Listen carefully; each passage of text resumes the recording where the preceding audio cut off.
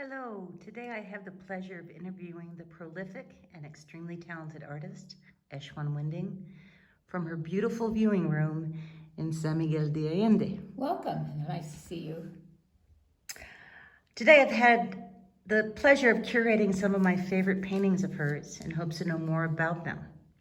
Ezshwan, as you know, I admire the diversity of your techniques and styles and curious as to what inspired these particular paintings. I would like to start with this series, or a few from this series, entitled Women Who Changed the World. Well, thank you very much. I appreciate that. I work in series practically all the time, and I like to make my work have something to say, and something about how I feel and what I would like to share with the world. We make visual art to share. In this particular series, it's called Women Who Changed the World, and I researched for quite a while to find women that I felt made a big difference in our world, in our society. And some of them were popular figures and some were less well known. I had a particularly difficult time, I'll tell you a little bit later, about the Mexican feminist, but the one over here is Oprah Winfrey. And these techniques were, they were actually encaustic abstracts that I didn't care for anymore. And I like to go through older work and get rid of things that I don't want to leave for the world in my heritage. And so I fused layers of oil into the encaustic. I don't recommend you do that, it's kind of dangerous. And then painted over it as loosely as possible with the oils. We all know about what Oprah Winfrey has done and how she's changed so many lives. And the one on the right is Henny Lamarr. And she was not only a very beautiful, striking movie star, and she was known for that, but she was a brilliant scientist. A lot of people do not know that. I could go into a longer story about her experience with her first husband, the scientist, and how she escaped Nazi Germany to get to the States, and how she worked on a scientific experiment which worked, how to contact submarines. I won't go on and on. If you want to, you can find it online. But her proposal was turned down by the U.S. government because she was a woman. But because of her, we have the beginnings of the internet. She was an amazing scientist as well as an extremely beautiful woman. Yeah, and thanks to you, I was introduced to a documentary about her, and she was a fascinating woman. Absolutely fascinating. We don't have really time to go into it, but I suggest anyone who has the time to just Google it and see a bit about her life. Now, you mentioned this, trying to find a Mexican woman that you felt was worthy of this series, and I don't know this woman. Well, yes, worthy in my mind meant, did she really make a difference? I talked to a lot of my Mexican friends, and they would recommend Frida Kahlo, who we all know, and I'm not sure she changed the world, but she was a great influence, and movie stars who were living in the States. That's not what I wanted. I wanted a woman who made a difference in Mexico, and her name, if I'm pronouncing it right, is Ermina Galindo, and she was a feminist activist mainly during the Civil War in Mexico. She stood for women's rights. She wanted education for women. She wanted sex education, particularly for women. She was against the church telling women what to do with their bodies. I'm surprised she made it as far as she did with politics. She was also a writer. I thought, now there's a woman who made a difference long before the time that we are in now, where we think women have the right to speak up. Now, speaking about your diversity and how you've mastered so many techniques, I've chosen these two pieces. One is which is cold wax, right, on the left. That's right. And the other one, which is encaustic, which is the oldest medium in existence, correct? As we know it, yes. Could you help me understand the difference of these two? They're both wax, correct? They're both wax, but they're treated very differently. I started encaustic painting about 21 years ago. I've been painting for over 60. And so this is part of my adventure, and I loved it. I love working in encaustic. Encaustic means to burn in. The word means to burn in, so heat must be used. So the technique is a combination of pure beeswax, tree resin, Dammar resin, and of course pigment, color, to add to make the paints. I make most of my own paints, but you could certainly buy them ready-made very nicely. Now the cold wax is what it says. It's cold. You do not heat it. It has a lot less resin in it, and you work it as a paste, as a medium in oil paint. And so, but they both have wax. They're both very old techniques, and they work differently. The cold wax has a finish almost like a fresco. It's flat, and I happen to use a lot of texture with it.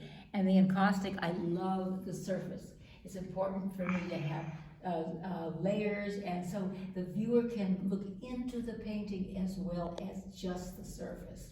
These are, in my feelings and my intuition, was kind of a dance. They had a similar energy, actually, but done at different times. And as I said, one with cold wax and one with encaustic. Wow, and speaking of your diversity, I love these luscious nudes. Thank you. It's a series that's very close to my heart. My greatest fascination when I was younger, and even as a child, was people, faces and figures. In fact, I almost didn't get into 6th grade because I spent much of my time in 5th grade not doing my mathematics, but sketching my classmates. Fortunately, I had a teacher who was encouraging and forced me to turn in my workbook, so I did get to 6th grade. Well, it served you well. It did, but it's always been a fascination. I feel like by painting a portrait of someone or a figure of someone, I get to know them deeply and never forget them. But in this particular series, I did this about 17 years ago or more, and I was just getting tired of seeing nudes painted by men, usually, that looked like Playboy models, because I know women were more real. And I consider women as in touch with the earth, with food, and with nurturing. So this is what this series is about. There's food in each of the paintings, and I use real models. The top two were my roommate at the time, and she was very comfortable with me and comfortable with her body. And the one on the left is called Juicy Tomato. They're powerful and sexy and Yes. very sensual. I love the contrast in your palette. And I use the same palette that's green, so the skin tones also. This one is called Hurry, the ice cream is melting. So you can have a little fun with it too. I was quite pleased with this series, and at that point I thought, well, maybe I should stop painting now. This was over 17 years ago, because I don't think I can paint better than this. Obviously, I didn't stop. Thank goodness. Okay, the last two paintings I have chosen to be highlighted today are fascinating. Again, it highlights your really unique ability to do abstract that beautifully and figurative that well. Oh, thank you. They're from two different series, correct? Yes, indeed. Mm-hmm. And the one on the left is called? The one on the left is Through These Eyes. The whole series I did women artists, and the series is called Messengers, because I feel through our art, we are giving our message to the world.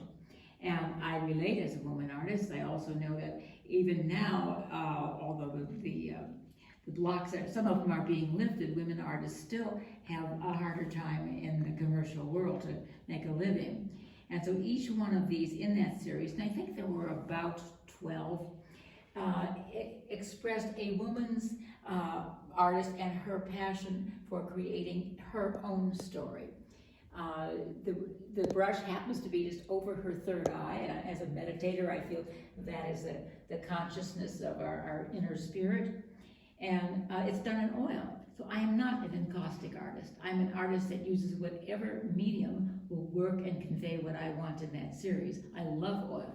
I don't think I could have done this like that in encaustic. And the one on the right is a much more recent one. It's part of a series that I worked on for many, many months, and it's called The Lightness of Being. Yeah, beautifully titled. Yes, and this was all inspired by music. The story is I was in a gallery in in San Miguel de Allende for several months. And the gallery that I was in didn't have internet or not a very good connection. And so I was working in there. I brought in my materials and my tools, but I only had Yo-Yo Ma on my computer.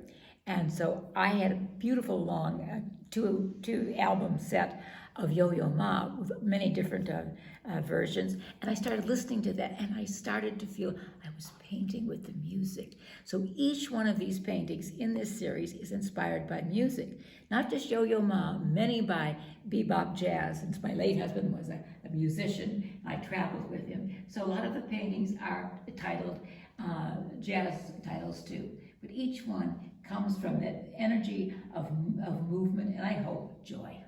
And such a lyrical composition. Thank you. Yeah, I think it is lyrical. And I developed, I thought, my own technique for this, which was using hand-painted watercolor rice paper. And it's a long process, but I won't go into right now. But it's many, many layers, which is usually encaustic. Building and building so the viewer can look into the painting, not just the surface. A visual portal. Thank you so much for sharing this. To be continued, because there are so many more works I want to explore. Anytime. Thank you. Great. Thank you.